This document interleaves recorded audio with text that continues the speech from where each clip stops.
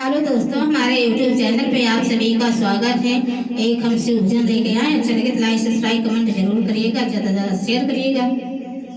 गंगा भाई अपना समुनवा भाई सपना, जमुनवा भाई सपना, महादेव भाई गुलरी के फूलवा, महादेव भाई गुलरी के फूलवा।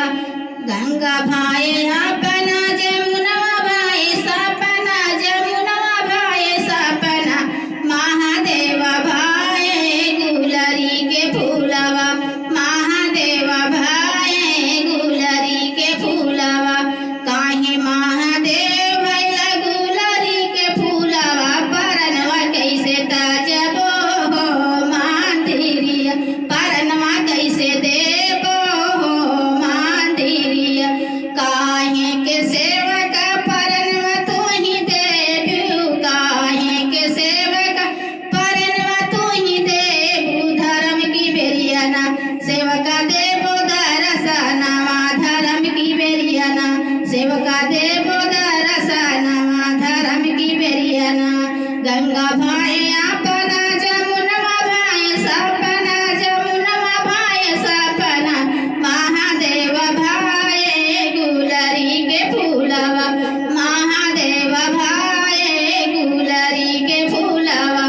काहे महादेव भाई गुलरी के फूलवा, परनवा कैसे देबो हो मंदिरिया, परनवा कैसे देबो हो मंदिरिया।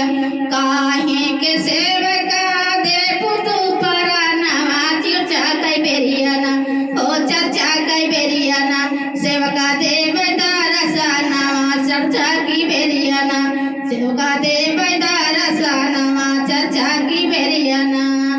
गंगा भाई अपना जमुनवा भाई सपना, जमुनवा भाई सपना, शिवाजी भाई ले गुलरी के फूलवा, कि शिवाजी